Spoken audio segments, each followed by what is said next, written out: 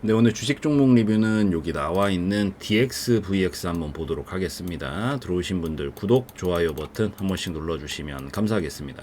우선 DXVX가 지금 이틀 연속 연속 랠리 보여주면서 오늘도 상한가로 좀 마감을 했는데, 여기에 우선은 볼 수 있는 목표 구간들도 있으니까 그런 것들도 좀 체크를 해볼 거고요. 근데 그것보다 조금 여러분들이 한 가지는 약간 노파심이긴 하지만 좀 생각해 보셔야 되는 것들도 있어서 그거 한번 체크 한번 해볼게요. 우선 이슈 자체는 좋습니다. 요즘 제약바이오 테마가 되게 이제 좀 부각을 좀 받기 시작을 하고 있는 상황인데, 오랜만에 코로나 때 이후로 진짜 오랜만에 제약바이오 테마들이 조금씩 하나둘씩 올라가고 있죠. 근데 거기서 중요한 키워드가 요즘 비만 치료제 쪽이 되게 부각을 많이 받고 있어요. 근데 DXVX 같은 경우에도 비만 치료제 관련주로 부각을 지금 받고 있는 상황이고, 이런 경구용 비만 치료제 개발을 한다 이런 소식 때문에 지금 약간 이 시대의 분위기에 같이 올라타가지고 좀 가는 듯한 모습들을 보여주고 있거든요. 그래서 이 비만 치료제 잔뜩이나 요즘 계속 핫하게 이슈화 되고 있는데, 요 신약 개발을 한다 이런 얘기들이 나오기 때문에 그걸 가지고 오늘 어제랑 오늘 엄청나게 급등세를 보여주고 있는 상황이다라고 보입니다. 사실 이슈 자체만 놓고 본다라고 하면은 이게 어쨌든 뭔가 아직 막 이렇게 결과로 드러나고 그 정도까지는 아니잖아요. 이게 결국에는 이제부터는 개발을 한다 뭐 이런 얘기인 거기 때문에, 이제 앞으로 이게 잘만 이어지게 된다면은 앞으로 이어질 수 있는 모멘텀들은 충분히 될 수는 있지 않을까라고 좀 생각은 하는데, 사실 개인적으로 생각을 했었을 때 물론 들고 계신 이 주주분들은 좀 싫어하실 수도 있는데, 약간 뭐라고 표현을 해야 되지? 그냥 개발한다 이 얘기 때문에 상한가를 이틀 연속 보낼 정도의 이슈인가라는데 약간 의문이 붙기는 합니다. 근데 그게 가능한 이유는 왜 가능해요? 얘가 제약바이오기 때문이죠. 이 제약바이오는 원래 상식이 안 통하는 테마입니다. 예, 진짜로. 이게 진짜 오죽하면 우리나라, 특히나 우리나라 분들이 제약바이오 테마 엄청 좋아하세요. 왜냐면 정말 한 방이 있거든. 근데 그 한 방을 끌어올리는 게 진짜 말도 안 된다라고 생각이 되는 정도의 이슈를 가지고도 어쩌라고 약간 이러면서, 이거 내가 된다면 되는 거야. 난 제약바이오니까. 이러면서 보통 가는 게 제약바이오라서, 사실 물론 제가 다른 테마였으면 야 이거 말도 안 된다라고 생각할 수도 있겠지만, 이게 사실 그냥 개발한다 이 얘기거든요. 근데 그걸 가지고 상한가 두 방을 보낸 건데, 이게 제약바이오라서 훨씬 더 다른 테마였으면 이 정도 나오기 어려웠을 수도 있거든요. 근데 이게 제약바이오만 암암리에 약간 좀 용인이 된다라고 생각되는 것들이 있어요.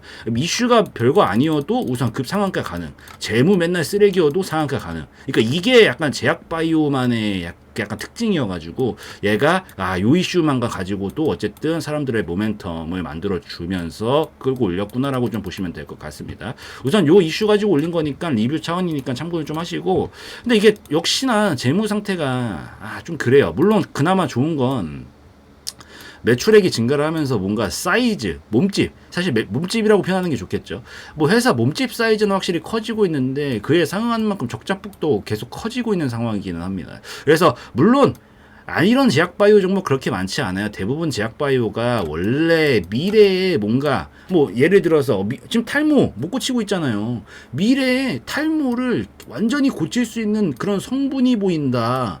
그러면 이걸만 가지고도 미래에 발생할 그런 수익 창출에 대한 기대감을 가지고 여기서 한 방에 끌어올리는 게 제약바이오이기 때문에, 물론 제약바이오는 아까도 말씀드렸다시피 면제권을 좀 가지고 있어요. 어떤 면제권? 재무가 안 좋아도 끌어올릴 수 있다라는 면제권을 가지고 있죠. 근데 지금 말씀드리고 싶은 게 뭐냐면, 가능해요. 이렇게 올라가는 거 가능하다고, 제약바이오니까. 근데 이게 끝까지 못 받쳐주잖아요. 그러면 결국은 무너지긴 합니다. 어쨌든 그래도 회사는 회사고 기업은 기업이에요. 이게 주가적인 차원에서 일시적인 펌핑이 제약바이오가 이런 거 상관없이 무조건적으로 올릴 수는 있다라고 생각을 하는데, 결국 거기서 버팅기는 건 어느 정도 실적이 나와주고 뭔가 보이는 것들이 있어야 됩니다. 그게 안 나오면 결국엔 무너져요. 그 대표적인 예시가 신라젠이었죠. 그래서 어디 갔나? 신라젠. 이때 당시에 엄청난 초급등 막 1000%짜리 급등 나오고 해도 이게 계속 적자가 지속되면 결국 못 버티고 무너져요. 이때 당시에 같이 올라가면서 우리나라 제약바이오 양대 상맥이었던 셀트리온 같은 경우에 아직도 건재하죠. 왜 건재하죠? 재무가 뒷받침이 되니까. 같이 끌어올렸어도 여기서 재무가 뒷받침이 되니까 안 무너뜨리고 계속 보낼 수 있는 건데, 이게 어느 정도 면제권을 가지고 한 번에 올릴 수는 있다라고 보지만 그 끝에서 버틸려면은 계속해서 재무는 뒷받침이 돼줘야 된다. 이건 좀 기억을 하시면서 보시고, 그런 차원에서 봤었을 때 우선 한파동은 가능하다라고 보이는데 그 이상 이걸 버텨주는 모습까지 만들어 주려면 이게 좀 뒷받침이 돼줘야 될 것으로 보인다 정도로 보시면 될 것 같아요. 자, 이제 그리고 나서 이제 딱 본 얘기로 들어가가지고 설명을 드릴 건데, 어찌되었든 뭐 가면 좋은 거지, 내 종목이 가면 좋은 거예요. 그래서 미친 듯이 또 급등포 쏘면서 지금 움직이고 있는 상황이고, 최근에 낙폭이 굉장히 컸었던 상황이었죠. 굉장히 컸었다가 지금 강하게 이슈가 뭐가 됐든 간에 기술적 반등 보여주면서 움직이면서 반등 자리 보여주고 있는 시점입니다. 오늘 상한가로 마감을 했기 때문에 이제 다음 주에도 또 연속적으로 뭐 상한가까지 나올지는 아직은 애매하긴 하지만 기본적으로 추가적인 급등세는 보여줄 가능성이 높겠죠. 원래 상한가를 치고 나서 그 다음에는 보통 갭 상승을 쳐가지고 시작하는 경우들이 많아서 추가적인 상승은 좀 나오지 않을까라고 판단을 하고 있고, 여기서 개파락으로 이렇게 떨어뜨려 놨었던 구간들이 있어요. 요 자리에서부터 여기서부터 여기까지 개파락이 떨어져 있죠. 요 구간은 지금 비어져 있는 구간이거든요. 그래서 여기도 매물이 없습니다. 제가 봤었을 땐 다음 주에 시작을 이 위에서 하기 시작을 하면은 여기 한 3,500원 정도 자리 있죠. 여기 지금 아무것도 없다니까요. 거래가 됐던 흔적이 없어요. 갭으로 비워져 있잖아요. 여기는 매물이 없다는 얘기예요. 그래서 건드리기만 하면은 마치 이 무중력 상태라고 좀 보셔도 되거든요. 우주에서는 이 공기 같은 마찰이 없기 때문에 그냥 살짝만 밀어도 그 방향으로 쭉 계속 가죠. 그거랑 똑같다라고 보시면 돼요. 여기는 무중력 상태의 구간이고 건드리기만 해도 쭉 도달하면서 우선 3,500원까지는 도달할 가능성이 높지 않을까라고는 저는 생각은 하고 있습니다. 그래서 추가적으로 올라올 때 요 자리나 해가지고 분할익절이라도 좀 끊어주시는 게 좋긴 좋을 것 같고, 이거 한 번에 이건 힘들거든요. 한 번에 이건 안 나와요, 여러분들. 이게 하락이 이렇게 강하게 나오다가 한 방에 이걸 뒤엎고 가는 경우는 거의 나오는 경우가 없습니다. 왜냐하면 떨어지려던 이 각도 자체가 너무 가파르기 때문에 올라가려고 해도 이 찍어 누르는 힘이 너무 강해가지고 한 번에 이걸 뒤엎기가 어려워요. 그래서 이거는 개인적으로 저는 요 갭상승 정도 구간이자 요 떨어졌던 폭에 보통 반절 정도까지 올라오거든요. 떨어졌던 폭에 보통 반절 정도까지 기술적 반등을 줘요. 그러고 그 다음에 와리가리 하면서 힘을 모아가지고 반응을 한번 보고 넘어갈 수 있으면 그 다음부터 보통 슈팅이 나오거든요. 떨어지고 나서 지금 요 정도까지 올라오면 한 3,500원 정도까지 올라오면 어느 정도 상승은 반영이 됐다라고 보이고, 찍고 다시 왔다 갔다 하면서 힘을 모았다가 그 다음에 돌파를 시키면서 아마 7,000원까지 갈 가능성이 열릴 수 있으니까, 지금 저는 개인적으로 무리하게 욕심내면서 막 더 가야지 이렇게 생각하시기보다는 이 다음 주 월요일날 여기까지 건드리는 상황이 왔는데 상한가로 마감을 하면 추가 홀딩을 하셔도 되는데, 상한가를 못 만다라 그러면 그 경우에는 그냥 중간에서라도 조금 리스크 관리해 가시면서, 최근에 낙폭도 크고 이 손실폭도 커져 있는 분들이 많을 건데 좀 정리를 좀 하시고, 뭐 전량도 괜찮고요, 분할도 괜찮고 리스크를 좀 줄이시는 관점으로 좀 보시면 좋겠다 말씀드리고, 그 다음 파동에서도 끝끝내 살아있다라고 하면 그때 뭐 다시 공략할 수 있는 타이밍이 오면 그때 하면 되니까 그거 기억하시면 좋을 것 같아요. 근데 한 가지 여러분들이 조금 아셨으면 좋겠는 게 있어요. 이게 지금 오늘 봐봐요. 거래량이, 이거 꼭 아셔야 돼요. 한 번은 생각하세요. 이걸 토대로 다음 주에 빠르게 입절을 할지 안 할지 빨리 결정을 하셔야 됩니다. 뭐냐면 거래량이 좀 많이 나오긴 했거든요. 근데 정말 우리 솔직하게 가슴에 손을 얹고 한번 생각을 해봅시다. 진짜 재무 상태 계속 적자폭이 엄청나게 크기도 하고, 지금 낙폭이 미친 듯이 나오면서 거의 신저가까지 깨고 내려갔던 상황인데, 솔직하게 이거 제약바이오 아니었으면 여러분들 이 종목 건드리셨을 건가요? 솔직하게 지금 건드릴 수 있는 구간이 없는 상황이긴 하거든요. 메리트 자체가 신규로 들어간다라고 했었을 때, 지금 자리에서 여기서 신규로 들어간다라고 했었을 때 크게 메리트가 느껴지는 부분은 아니었어요, 솔직하게 말하면. 근데 그런 자리에서 갑자기 미친 듯이 거래량이 터졌어요. 아까 이슈는 사실 엄청나게 뭐 이제 개발한다 이런 얘기인 건데, 그런 거 치고 거래량이 미친 듯이 많이 나왔거든요. 이게 물론 거래량이 크게 나온다라는 게 어떻게 생각을 하면은, 제가 큰 거래량이 나오고 나면 변화를 암시한다라고 말씀을 드려요. 이게 뭔가 큰 변화를 앞뒀을수록 큰 거래량이 나오거든요, 보통. 그래서 이게 분명 변화를 암시한다라고 생각을 하고 있는데, 그 변화의 갈피가 조금 애매합니다, 지금 판단을 했었을 때. 무슨 얘기냐면은, 거래량이라는 게 결국에는 물물 교환하는 거잖아요. 봐봐요. 여러분들 이거 사신 분들 있잖아요. 이거 사신 분들 어떻게 사셨어요? 지금이야 상한가에서 여기 위에 물량이 없지만 여기 이렇게 걸려 있잖아, 이게 물량이. 여기 위에 있는 거 사신 거잖아요, 맞죠? 근데 입장을 바꾸면 여기에 걸어놨던 사람들 입장에서는 여러분들한테 갖다 판 거죠. 결국에는 양은 동일하다라는 거예요. 그러면 거래량이 터졌다는 건 산 쪽도 이마만큼이지만 판 쪽도 이마만큼이라는 거예요. 근데 여기서 과연 산 쪽이 누구고 판 쪽이 누굴까, 이 생각을 한번 해보셨으면 좋겠어요.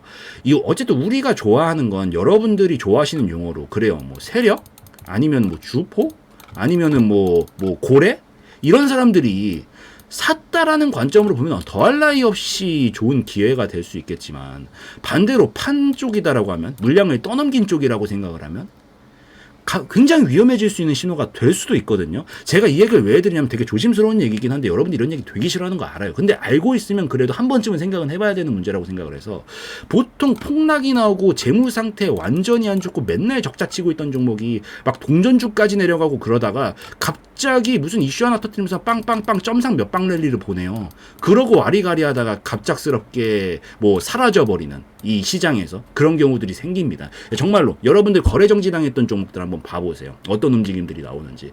이게 급등주랑 이 상패주 있죠. 거래중지주랑 진짜 한 끗 차이요. 얘가 그렇게 된다라는 거 아니에요. 근데 진짜 한 끗 차이거든요. 이거를 분간하기가 되게 힘듭니다. 시그널이 똑같아요. 두 개가.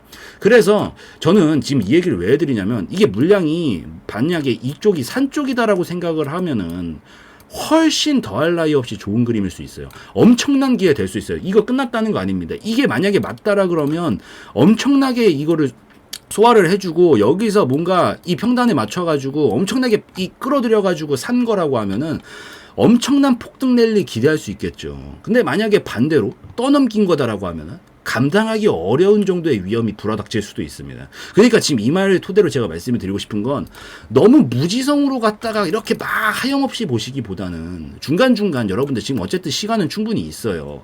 물론 더 가가지고 얘가 2만원까지 가고 4만원에서 뭐 100만원까지 올라간다는 마음은 너무 아프겠지만, 지금 당장 리스크가 보이는 게 있다라고 하면은 그 리스크를 줄이는 것도 어느 정도 생각은 하셔야 된다라는 걸 말씀드리고 싶은 거예요.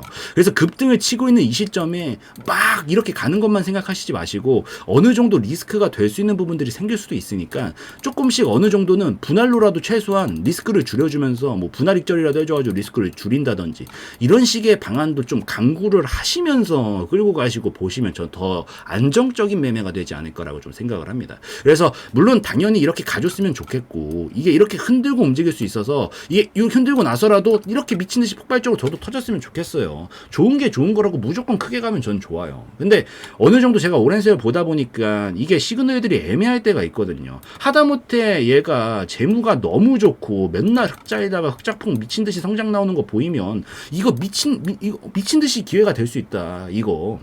그렇게 설명을 드리겠지만, 그러기에는 지금 재무 상태가 너무, 뭐 아무리 제약바이오라고 하더라도 약간 불안불안한 그런 시점에서 더군다나 신저가 근처를 건드려주고 나서 여기서 갑작스럽게 초대형 거래량이 나온다라는 게 약간 의아한 부분이긴 하거든요. 그래서 이게 그렇게 된다라는 건 아니지만 한 번은 생각을 해보셔라. 내가 여기 올라올 때 이게 약간 좀 내가 이 리스크를 감당하고서라도 얘는 이걸 긍정적으로 판단을 해서 앞으로 더 가는 기회라고 보셔가지고 그냥 홀딩을 하시면서 보실 건지, 아니면 내가 이 일말의 리스크라도 어느 정도 조금 신경이 쓰여서 그러면 차라리 조금 분할익절이라도 해놓고 조금 비중을 좀 줄여가지고 리스크도 줄여가면서, 물론 먹을 폭은 좀 줄어들겠지만 줄이더라도 조금 내 돈을 지키는 방식으로 해서, 뭐 나중에 배야 좀 아플 수도 있겠지만은 그래도 좀 지키는 방식으로 보실 건지 한 번은 생각을 하시고, 지금 올라오고 있는 이 시점에서 다음 주에 바로 결정을 해야 될 수 있으니까 미리미리 내가 어디서 익절을 할 건지, 어디서 분할익절을 해줄 건지, 내가 만약에 꺾는다라면 어디서 정리를 할 건지,